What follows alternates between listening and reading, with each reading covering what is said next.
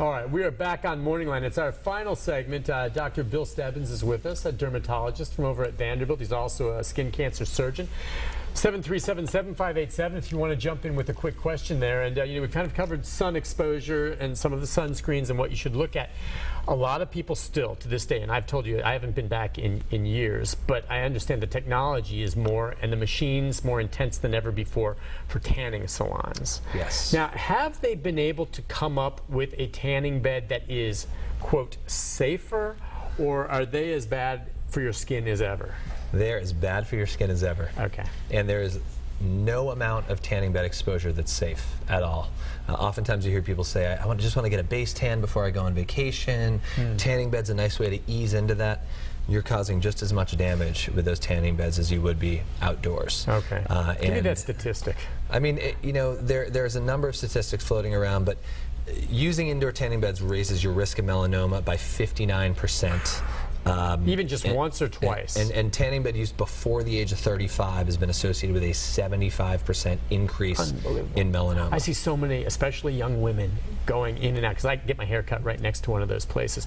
Now, when you go in, okay, these beds, as intense they are, sometimes they'll say they only allow certain rays in and not other rays. Correct. Like the burning rays are excluded, but the good tanning rays. Now what's? Yes. So again, the majority of tanning beds are UVA. Some do have a small amount of UVB. Which ones cause the burning, or do they both? What are we thinking? Both can cause burning, but traditionally UVB is what causes the burn, skin cancer. However, in the past few years, it's been found that UVA is pretty much just as culpable. Okay, so when they say, well, we only have UVA, it's safe. Yes. That's incorrect. Okay.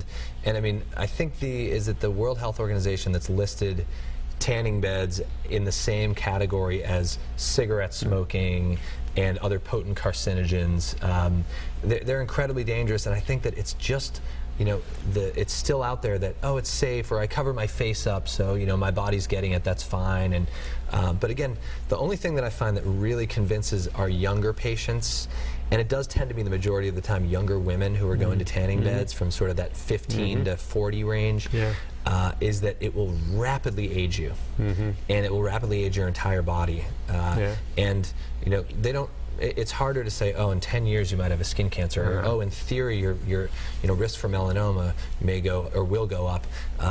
Even though those are the most important things, what really gets our patients to say, is, oh, you're going to look so old. Yeah, the wrinkles and leathery skin and all of that. Yeah, and you see, I think there's sort of a little bit of a sensibility. Like, you don't see movie stars these days as deep tan as you used to. I mean, look at Nicole Kidman. Yeah. You almost see through.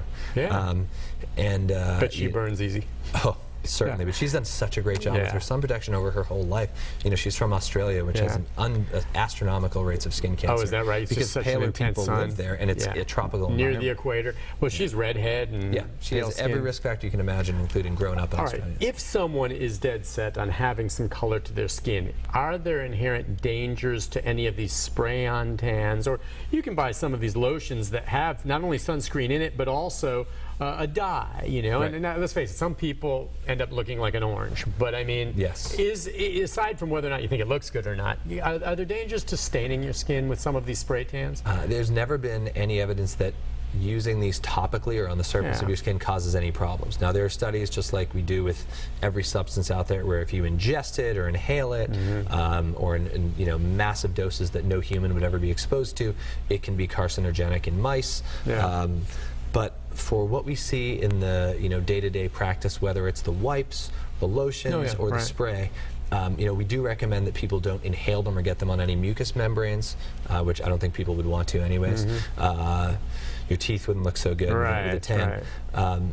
But those are completely fine, and in fact a much better alternative. I was going to say, I mean, to me, if you're willing to spend, and some of these spray tans can be a little expensive when you have them done professionally, it is, if you want color, and I've done them. And frankly, in our business, I can wear makeup or under these bright lights. If you have a little bit of a tan, you don't quite look as white. You understand what I'm saying there. But there's not a risk factor involved with that. I mean, it's, that we found. Just go for it. It's way better than sitting in the sun. Exactly, and it just stays on the surface of the skin and just changes the very top layer, which is basically dead cells, a little bit darker, of course. It bronzes that. And in 7 to 10 days, it goes away as the skin naturally sloughs itself off, which happens, about once a month. We completely renew our epidermis, as those cells kind of move up. And just moves off. It's like a little escalator. So those cells just slough off. Okay, which is why you have to renew. I mean, those spray tans are only going to last for a short while. Right, so a couple you have to weeks. Keep paying and buying something more on that. All right, I'm just trying to think if there's anything else that we haven't really covered with regard to this. Is there any other point?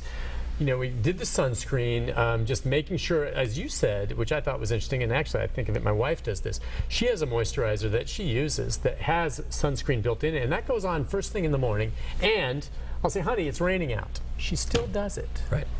And why? Because ultraviolet rays pass through, I think you get about 80% of your ultraviolet rays even on a very cloudy day. So they're still getting through.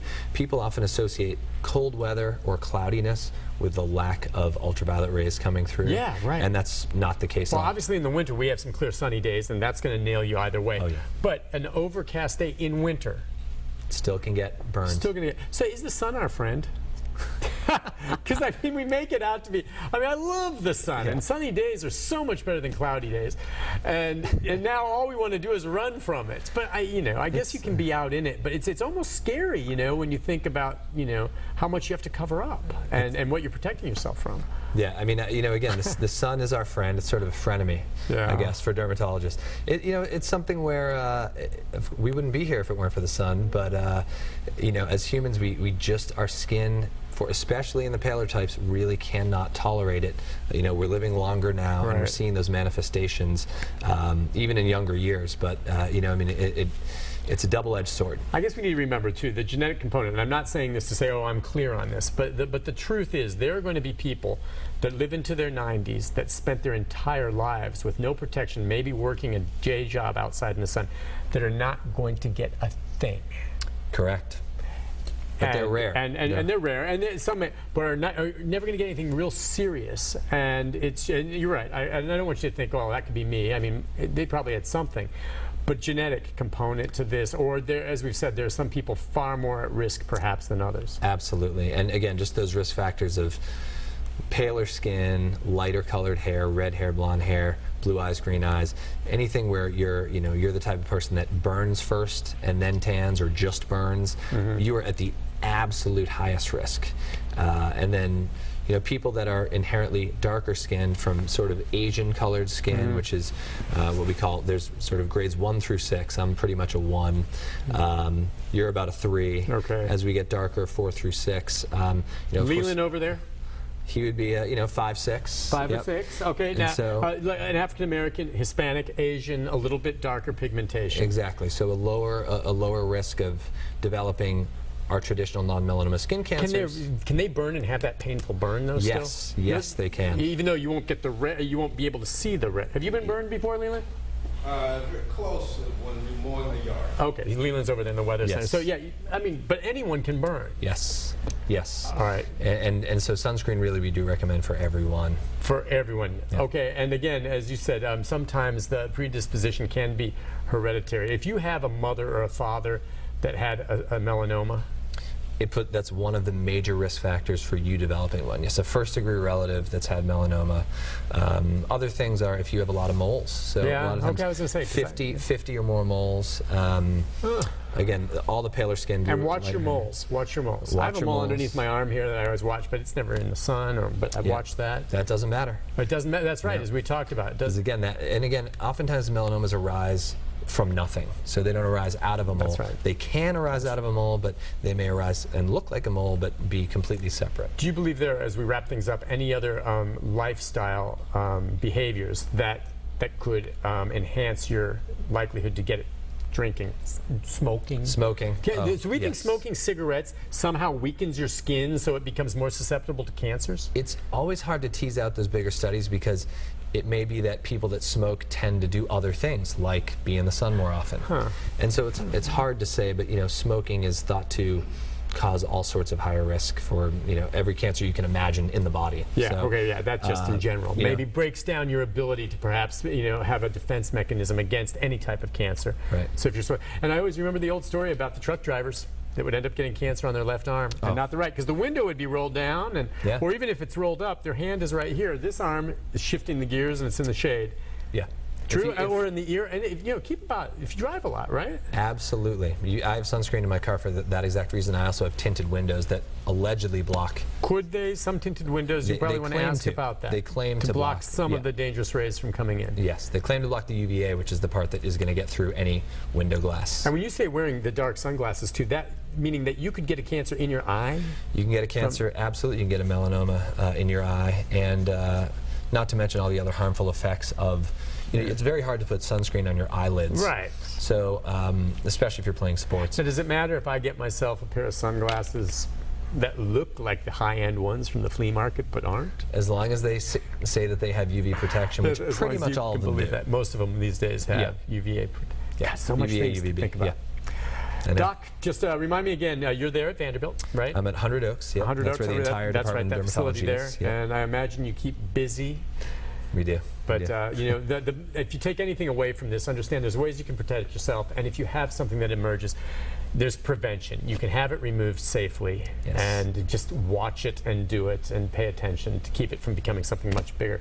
Dr. Stebbins, it's a pleasure. You're Thank you really very good much. on air. I Nicely appreciate it. done. Some doctors are eggheads and they go way over my head, but I'm sure you're smart, but you did a great job. Oh, thanks a lot. Thank you for coming Appreciate on. you having me. Take a break. Be back with a programming note about tomorrow right after this. Stay with us.